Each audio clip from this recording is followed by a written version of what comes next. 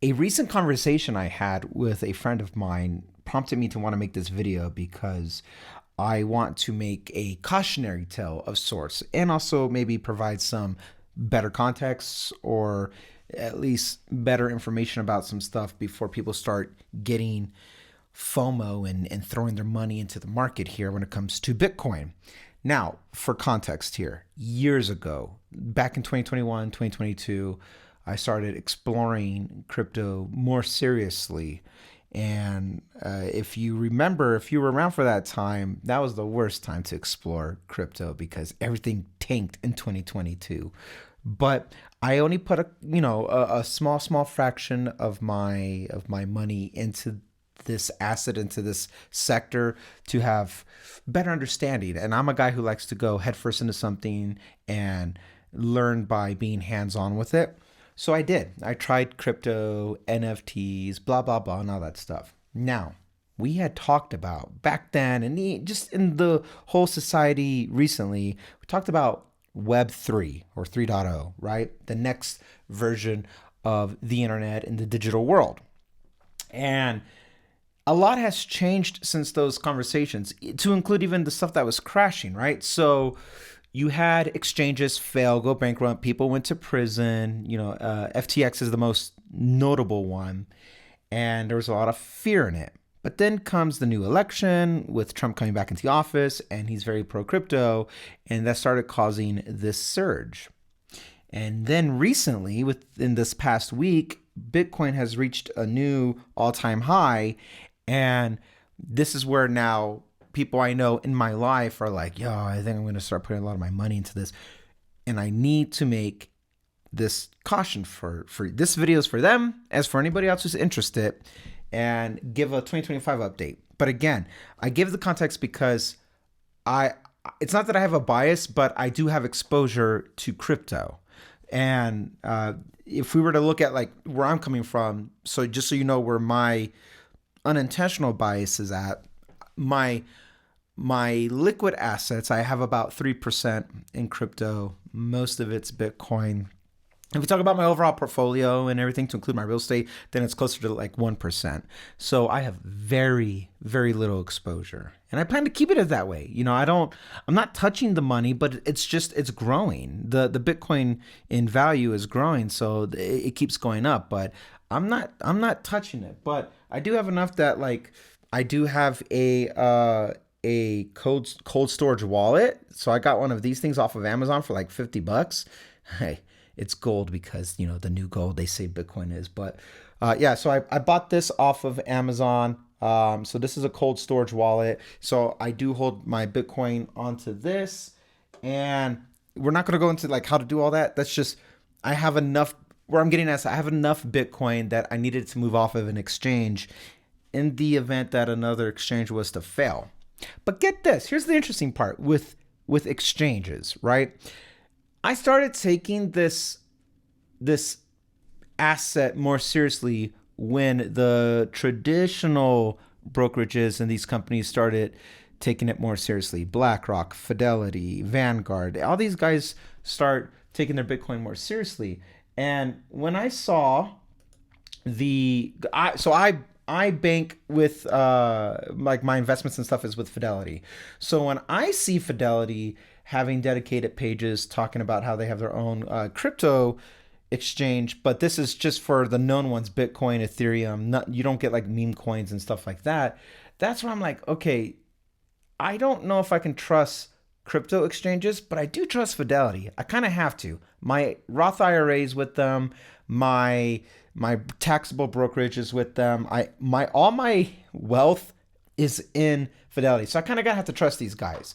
So I do with that. I own a Bitcoin ETF in my Roth IRA so I can have crypto exposure and it could potentially grow tax free. But again, small amount, very small amount. Nothing that I'm trying to YOLO this, right? And that's where I'm trying to get with all this. Because if we were to look, okay, Bitcoin, as of recording this, we're looking at 119.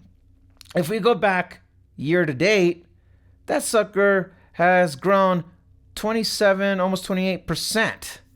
Okay, no other asset class grows like that. If we go back 5 years since the pandemic, the thing grew 1,200%. That's volatility, but it's easy to see this and get excited because you see it green and going up to the right. And I get it. I get it. But because you might see people talking about how they have more growth exposure because of crypto, it's still a speculative class. And that's what Fidelity tries to promote, and these more traditional firms will try to promote, that you want to be careful with a speculative class. I'm not even saying like you're better off putting your money in like AI and stuff like that, but I do see a convergence that will happen here with AI, Web3, crypto, because everything, what they all have in common is it's all digital. We are, for better or for worse, we are becoming less of a physical society and it's becoming more digital. And the best way we can exist in this atmosphere is to tread carefully. Maybe your best course would be to tread lightly.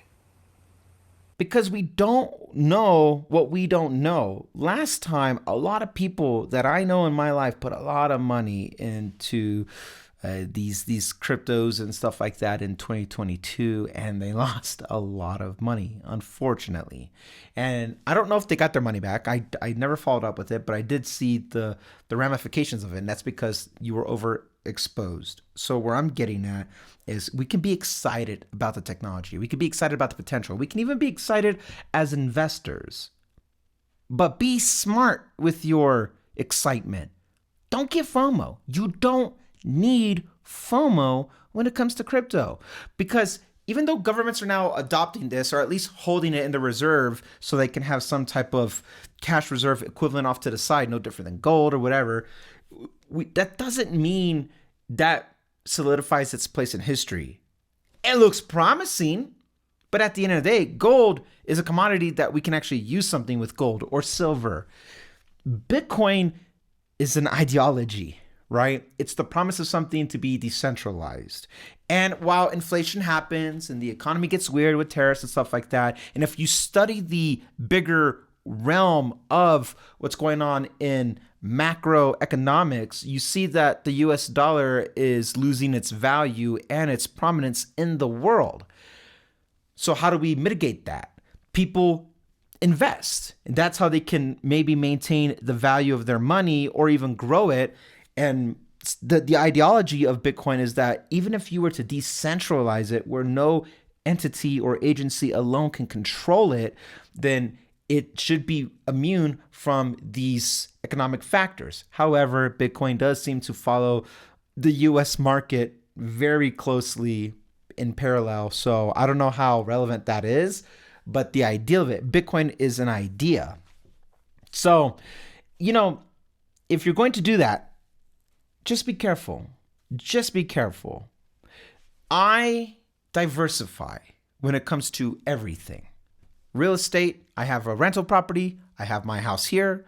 I had another property on the East Coast.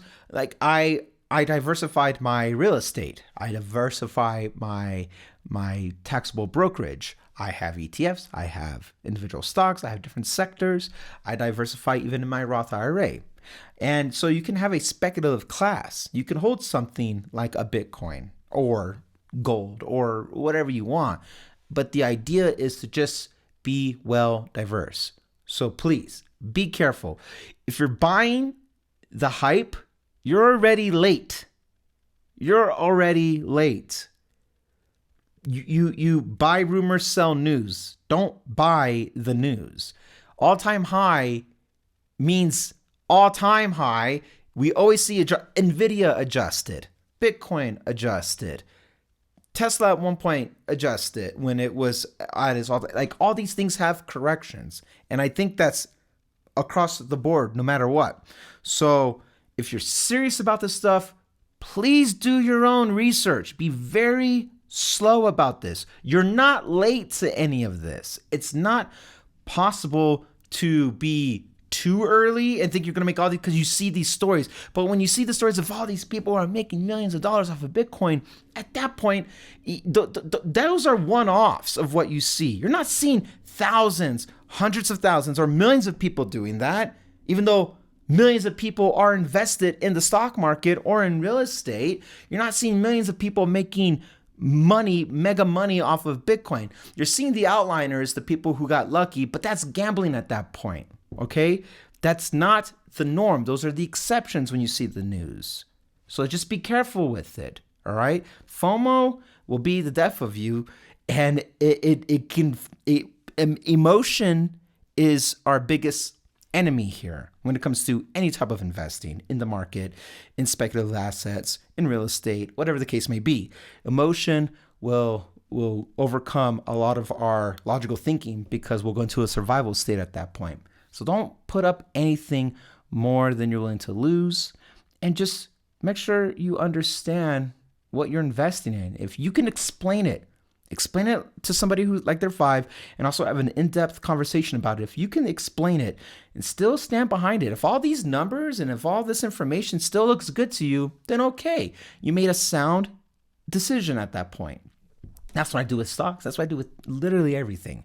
So as long as you understand what you're doing and you're not just chasing the hype, if you can stand behind it, and not to the point where you're lying to yourself, but if you can stand behind it to say, yes, this is right because X, Y, and Z, then okay, fine. Just be careful with it. You want to make smart decisions when it comes to high risk, high reward. And the risk part is the volatility part, because a lot of people can't stomach the volatility of it. People couldn't stomach the market crashing back in April. But those were buying opportunities. So just be smart with it, please. Okay. There's your market-ish news for this video. I'll see you guys in the next one.